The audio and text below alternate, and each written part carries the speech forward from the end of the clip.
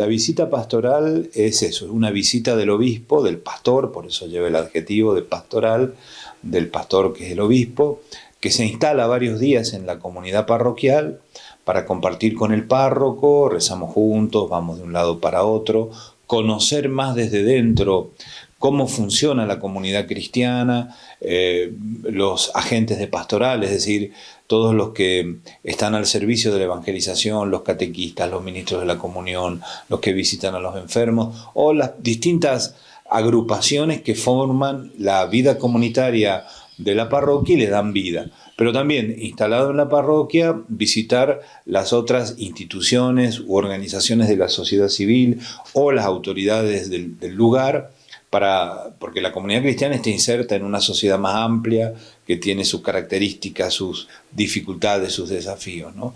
Por eso visitar a la municipalidad, en la medida en que nos reciban las escuelas públicas, los bomberos, otras instituciones que son importantes para la vida de la sociedad, en este caso de Luque, bueno, y para que vean la figura del obispo, podamos tener un intercambio. A mí me interesa mucho escuchar cuáles son las problemáticas, no solo las que afectan directamente a la misión evangelizadora y a la vida de fe de la comunidad cristiana, sino las problemáticas más amplias que cada pueblo tiene su fisonomía, tiene sus desafíos. Yo, por ejemplo, he terminado este año de visitar 3 comunidades que me quedaban de visitar, que son Villa Concepción del Tío, que abarca también la comunidad del Tío, y Brickman. Y esta tercera, que es Luque, eran las 3 parroquias de las 30 que abarca la diócesis que me quedaban por hacer visitas pastorales, ¿no? Tenía planificado hacerlo en el 2021, pero vino la pandemia y hubo que postergarlo, y bueno, así que con esta visita pastoral a Luque termino la visita que me ha llevado 10 años hacer, tal vez un poco menos, ¿no? Pues empecé en el 2015 y terminó en el 2023, de las 30 parroquias, ¿no? Y bueno, es conocer un poco más desde dentro la vida de la comunidad cristiana. Es difícil evaluarlo, pero es una inquietud o una serie de preguntas que nos hacemos nosotros dentro de la Iglesia, porque digamos, porque la pandemia ha sido una experiencia humana muy fuerte.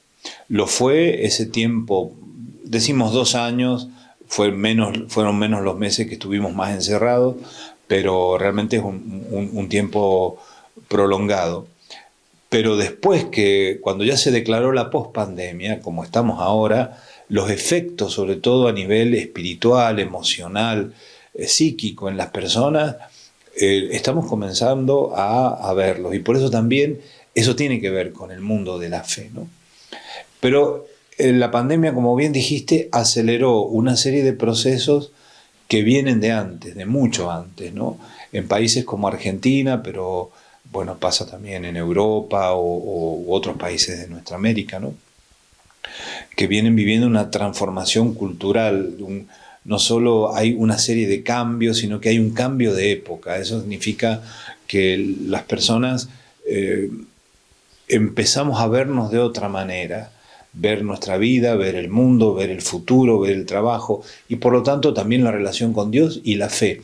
La fe viene en nuestros países viviendo, iba a decir sufriendo también, pero en el sentido de quien vive algo con intensidad, un proceso de cambio muy profundo, ¿no? Se habla de un proceso de secularización, es decir, donde secularización quiere decir que la fe ya no juega en la vida de las personas el rol que jugaba antes, el peso que tenía en la definición de la vida personal, familiar, social incluso, de hace 40, 50 años, ¿no? Yo siempre pongo el mismo ejemplo cuando hablo de este tema. Si uno fuera a Córdoba, pudiéramos viajar en el tiempo y fuéramos a la Córdoba de la época colonial, a la fiesta del Corpus Christi, ¿nosotros qué nos encontraríamos el domingo de Corpus Christi? Nos encontraríamos que toda la ciudad de Córdoba iba a la catedral a celebrar el Corpus. ¿Por qué? Porque la religión católica determinaba la vida social mucho más fuertemente que ahora. Pero además, ir a la procesión del Corpus era como un modo de decir, yo soy parte de esta sociedad. No ir era decir, yo soy un marginado.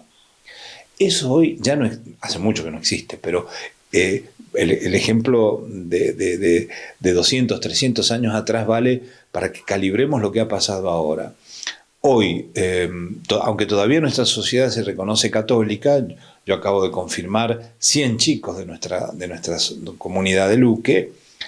Sin embargo, los valores que la fe cristiana, la tradición católica, no juegan el rol que jugaban hace 20, 30, 40 años. Y eso se nota, y eso también se ha acelerado después de la pandemia. Las comunidades cristianas, la participación en la misa, las personas que dan su tiempo para, por ejemplo, ser catequistas u otras acciones pastorales, han disminuido. En algunos lugares han disminuido el 50%, el 60%. Eso significa una disminución de la fe, no necesariamente, porque en un contexto así la opción de fe se vive con más intensidad.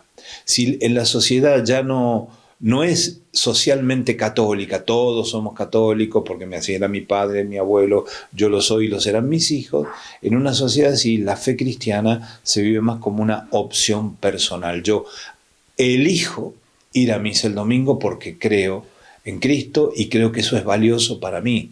Y aunque no pasa de ser una tradición a ser una elección. Exactamente, lo has puesto en términos muy, muy justos y precisos, ¿no? De esa manera la fe resalta este aspecto, una elección que se funda en una convicción personal y no en una convención social. Voy a la procesión porque si no voy a la procesión van a decir, o digamos, me caso por iglesia, porque si no me caso por iglesia van a decir que soy vaya a saber qué cosa. No, esto es una elección que se hace y que, digamos, se vive en libertad. Fíjate, esto es muy interesante porque algunos estudiosos, filósofos lo han dicho con mucha claridad. Nuestra sociedad contemporánea, sobre todo en los grandes países de Europa, de América Latina, donde la libertad, vivimos una cultura de la libertad que es muy fuerte, y la libertad defendida como yo hago lo que yo realmente quiero hacer, ¿no? Esta es mi opción, y la libertad es un gran valor cristiano. O sea, Cristo, una de las grandes cosas que ha traído al mundo fue ese sentido profundo de la libertad. Por eso para nosotros esto no es todo negativo, cada vez viene menos gente a misa. No es tan verdad.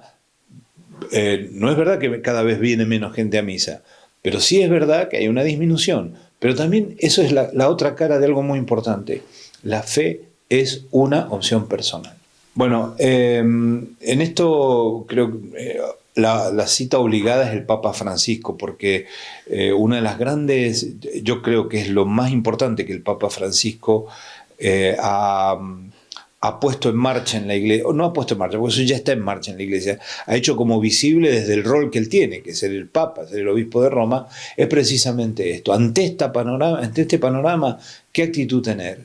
Dejar de lado la queja, dejar de lado la lamentación amarga de qué mal están las cosas, y decir, vivamos la fe con alegría, vivamos la fe como misión, como anuncio, porque en esta sociedad que post-cristiana, como dicen algunos, secularizada, es una sociedad que necesita y cada vez más razones para tener esperanza, porque un costado sí negativo de todo este proceso es, no vamos a poner palabras extrañas o difíciles, pero la muerte de la esperanza en los corazones, ¿no?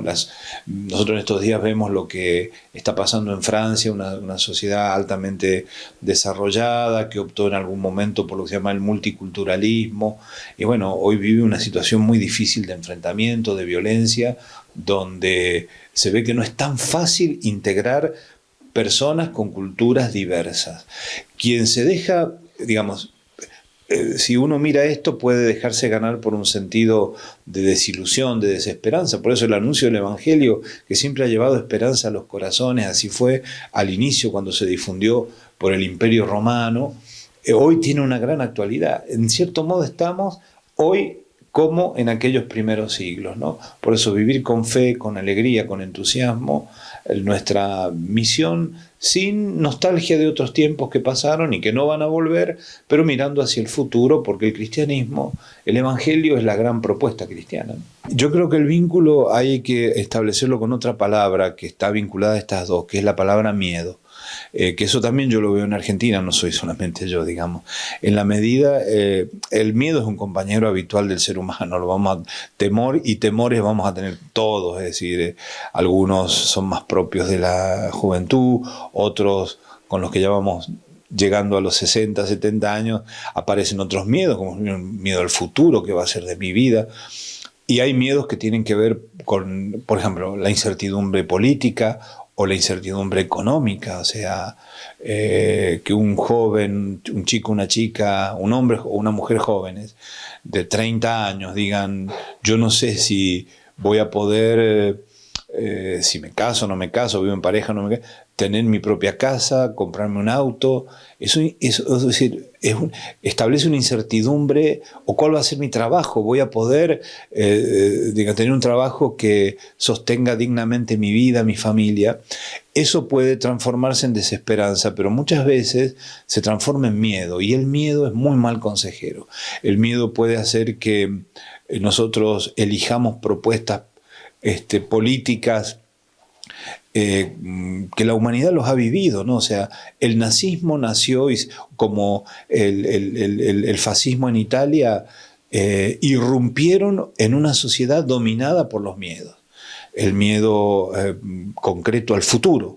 Entonces, echar mano de soluciones fáciles que prometen atajos para solucionar problemas que van a necesitar mucho tiempo, mucha entrega, y ahí es donde aparece la esperanza. Es decir, tenemos que sostener la esperanza de las personas, pero no una ilusión de que todo mágicamente se va a solucionar, sino que, bueno, necesitamos proyectos que valgan la pena, por los cuales valga la pena luchar, pelear, capacitarse. Y ahí aparece también la necesidad de tener dirigentes que estén a la altura de una situación así, que nos puedan marcar el rumbo, ¿no? Una de las críticas más grandes que a veces desde la Iglesia hacemos a los procesos políticos que vive la Argentina, como el actual proceso político electoral, es ver una dirigencia que está demasiado concentrada en automantenerse y poco dispuesta a mirar los problemas reales de la gente, ¿no? Por eso decíamos algunos hace poco, bueno, que pase esta fase de primarias en el proceso electoral y que nuestros dirigentes nos cuenten qué quieren hacer de Argentina, qué le ofrecen a los jóvenes, qué quieren hacer con el mundo del trabajo, con la salud, con la educación, con la economía, para que podamos, digamos, decir, bueno, voy a orientar mi elección por este lado, por el otro, ¿no? Vivimos un tiempo complejo, ¿no? Es un signo de alarma, no solamente se da en Argentina, esta descripción que hemos hecho atraviesa muchos países, cada uno con su característica, países más desarrollados, etc. Pero la baja de la participación en las elecciones es una señal de alerta de la indiferencia frente al bien común y un recluirse las personas ilusoriamente en su propio mundo, como diciendo, bueno, a mí la política no les creo nada, a ninguno, son todos iguales, yo me dedico a lo mío. Es ilusorio porque la política es muy importante para la construcción del bien común y también para las condiciones de vida que favorecen el desarrollo personal de cada uno. Mientras más nos retraemos, más crece la mala política, digamos, ¿no? Pero bueno, me parece que es necesario comprender lo que estamos viviendo, comprender a los jóvenes o a quienes no se acercan a votar, por ejemplo, comprender las razones de fondo, pero intentar revertir este proceso con una educación en ciudadanía que nos ayude a esto precisamente, ¿no? Descubrir que el bien común es una tarea que tenemos todos y que requiere mucha paciencia. Las sociedades que revierten procesos de decadencia, no lo hacen de un día para otro, requieren una inversión humana muy grande en educación. Y para nosotros desde la Iglesia es muy importante esto, ¿no? Se necesitan valores espirituales muy fuertes. El valor espiritual significa un sentido profundo de Dios, del servicio a los demás, de que la vida vale la pena. Por ejemplo, nosotros somos una zona que ha crecido con una gran inmigración que llegó aquí a Argentina en la última parte del siglo XIX y toda la primera parte del siglo XX. Nuestros abuelos llegaron aquí y apostaron por esta tierra a sabiendas incluso de que el duro trabajo que hacían, esos frutos no los iban a gozar ellos, sino las generaciones de sus hijos o de sus nietos o de sus bisnietos, como de hecho ocurrió. Esa mirada hacia el futuro es muy importante. El documento más importante que ha escrito el Papa Francisco, que es la encíclica Laudato Si, sobre el cuidado de la casa común, tiene una pregunta central. ¿Qué tipo de mundo le queremos dejar nosotros a las nuevas generaciones que están creciendo? Esto es muy importante porque el Papa incorporó al concepto de bien común el bien de las futuras generaciones. O sea, nosotros hoy, sobre todo los adultos y los que somos dirigentes de una manera especial, tenemos que pensar nuestra misión pensando, valga la redundancia, en las generaciones que están viniendo, no solamente en nosotros. Ese es el egoísmo, es decir, yo pienso en mí y en que pueda ser elegido y en que pueda tener poder y que pueda tener una satisfacción económica y correspondiente. Yo tengo que pensar en el servicio al bien común que abarca también a los que vienen detrás de nosotros, ¿no? Y eso es muy importante. En cada época la generación de los adultos ha dicho los jóvenes están perdidos. Creo que es una muletilla que no es verdad, no es verdad. Creo que esto último que vos decís es fundamental y para mí es muy importante, ¿no? Yo he sido como cura, yo tengo 33 años de cura, 15 de obispo. La mayor parte, buena parte ya, yo creo que ya no es la mayor parte, 15 años he estado en instituciones educativas y creo que a los jóvenes hay que conocerlos, pero para conocerlos hay que amarlos antes que nada y saber que los adultos somos distintos, hemos crecido con otras ideas, con otra forma de integrar en nuestra vida determinados valores. Por eso tenemos que escucharlos a los jóvenes, tratar de comprenderlos, de ponernos en su lugar, ¿no? Y tratar de asomarnos a ver cómo ellos ven la realidad y desde ahí ayudarlos, porque hay grandes valores, como también los jóvenes, las nuevas generaciones tienen algunas cosas en las que son más frágiles, porque no tienen la experiencia que tenemos los más grandes, porque al tener que estar pensando hacia adelante y digamos hay una alta cuota de idealismo, de ingenuidad también.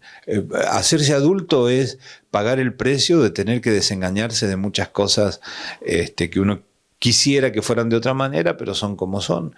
Bueno, el Papa Francisco insiste mucho en algo que para mí es importante, para muchos, que es que las generaciones tienen que entablar un diálogo, los más jóvenes saber escuchar a los más viejos con sencillez, tratar de entrar en diálogo con las nuevas generaciones, ¿no? Yo, por ejemplo, yo lo he pensado mucho, estamos celebrando 40 años de la democracia, yo voté por primera vez aquel 30 de octubre de 1983, yo creo que no me voy a olvidar nunca lo que vivimos antes, lo que vivimos durante aquel periodo electoral tan intenso, tan fuerte, y todas las ilusiones, hoy diríamos ilusiones que no se cumplieron, como cuando yo entré al cuarto oscuro en la escuela. Yo voté en la escuela donde había hecho la primaria en Mendoza. Imaginaba que hoy, 40 años después, con casi 60 años míos, iba a haber una Argentina distinta, ¿no? Muchas de esas ilusiones quedaron por el piso y en el arco de vida que me queda no creo que Argentina sea como yo la soñé o como la soñamos en aquel momento. Pero es bueno que los más grandes le podamos transmitir en algo a los más jóvenes lo que significó salir de la noche oscura de la dictadura, elegir la democracia como modo de decir, no queremos más la violencia política, no queremos más que la arbitrariedad de los más poderosos sea la que diga para dónde tenemos que ir. Queremos vivir en una sociedad que esté regida por la ley, no por la arbitrariedad del más fuerte. Por eso me parece que tiene que haber un diálogo con los más jóvenes sobre estos puntos, ¿no?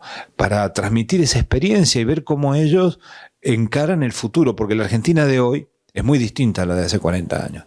Es incluso más diversa, más plural. El hecho mismo de que hoy un chico, cualquier chico, cuente con un celular para estar en contacto con otras personas, algo que ni soñábamos en aquel momento, ya es un cambio cultural muy fuerte. Tendrán que hacer su propia síntesis, pero ese diálogo entre generaciones es muy importante. A los jóvenes hay que conocerlos, hay que comprenderlos y sobre todo hay que amarlos. Y eso hace la diferencia, ¿no? Bueno, aquí yo tengo que hablar como cristiano y como pastor. Para la iglesia y para los cristianos la esperanza es un regalo de Dios. Y no es simplemente una actitud o una idea. La esperanza para nosotros tiene un nombre y tiene un rostro. Es Jesucristo. El Papa Benedicto XVI, de feliz memoria, él escribió su encíclica más importante, es muy breve, sobre la esperanza. Y él habla allí de una gran esperanza, que es la que nos sostiene en todo momento, que es la que anima las esperanzas más chiquitas, que sea la esperanza de conseguir trabajo, de lograr alguna meta en la vida, de tener un sustento digno para mí, para mi familia, de poder tener unas lindas vacaciones. Son todas expectativas que hacen a nuestra vida y son muy importantes. Pero todas esas se sostienen por una gran esperanza que para los cristianos es Jesucristo, este Dios que se hizo hombre y que camina con nosotros, ¿no? Eso es lo que la iglesia le ofrece a todos, a los jóvenes, a las familias, al mundo. Y en eso, en la visita pastoral, más que venir a ver cómo están funcionando las cosas, si se hacen bien o se hacen mal, también lo tengo que ver, es animar a la comunidad cristiana a dar testimonio de esta gran esperanza, en este caso aquí en la comunidad de Luque, ¿no? Porque quien tiene una gran esperanza en el corazón, no es que no va a tener fracasos, desilusiones, frustraciones los tenemos todos y es parte del camino de la vida. Pero cuando tenemos esta gran esperanza en el corazón, que es Dios, que es Jesucristo, nos levantamos de todas esas caídas y podemos seguir caminando y ayudándonos unos a otros. Porque cuando muere la esperanza en el corazón de las personas, eso lo decía Juan Pablo II, haciendo las primeras reflexiones que se hicieron en la iglesia sobre el problema de las adicciones. Dice, las adicciones toman posesión del corazón del hombre cuando en el corazón de las personas muere la esperanza y sobre todo la esperanza grande. Por eso, digamos, yo aliento a la comunidad cristiana aquí en Luque y trato de vivir así mi servicio como obispo, ser testigo de la esperanza cristiana.